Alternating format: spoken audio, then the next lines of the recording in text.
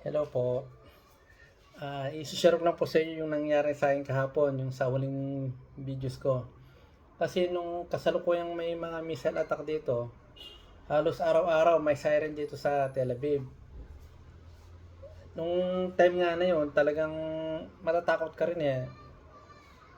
Ultimo ang tunog ng kotse pag gabi. Pag sinara nila, kala ko sumasabog na naman eh. Baga kinakabahan ako pag ganon. Ito yung hanggang nagtagal, yun nga, yung nang hanggang, di ba, nawala na dito yung mga missile. Ngayon wala na kasi, wala halos sa ano lang, sa high pa nga nung meron. Kaya lang dito, yung kahapon yung nangyari kasi, tunog ng holiday nila yon kasi nung isang araw pa may ganun na rin. Kaya lang kahapon ng gabi talagang hindi ko expect na kakabahan ako ng ganun, matatakot ako dahil nakaupo ako sa simbahan, hinintay ko yung matanda, gabi yon. Biglang tumunog. Eh di nagsiselfone ako. Sa takot ko, napatayo ako, tapos sakto yung bata sa tapat ko, tumakbo rin. Kaya akala niya talaga, siren din ng missile. Eh di takbo ako. Sabi ko, habang naglalakad ako, pakit ako sa simbahan, pupunta ako sana yung matanda ko dahil nga akala ko talaga siren.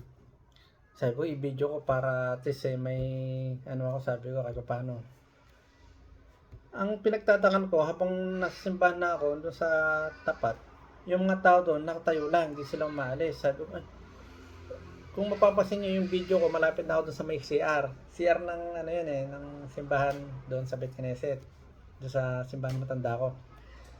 Kasi lahat ng tao, nung kasalukuyang may missile attack dito, mga sirens, tumutunog, doon kami tumatakbo sa CR. Doon lahat kami pumapasok. Eh yung time na yon, yun ang naisip ko sa CR, tatakbo ko sa CR. Kaya nung malapit na ako sa CR, parang napansin ko yung mga tao kasi hindi umalis. Naalala ko pala, sa ano pala yun, sa holiday nila. Yung pagbigay ng respect sa mga namatay na sundalo.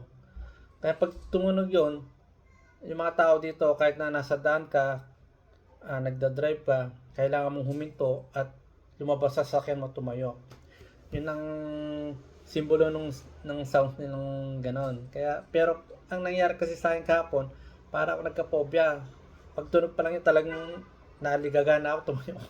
Kaya nangyari yun. Yun lang po ang i-share ko. Baga, sa akin lang po siguro, ano lang ako ng konti, nagka-phobia sa sound ng siren. Dala nga nung laging may missile attack dito noon. Siguro hindi lang ako ang may experience dito ng mga nasa Israel. Alam ko marami, hindi lang ako.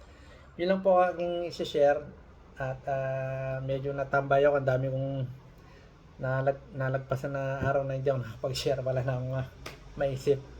Yun lang po. Salamat po sa panonood and God bless.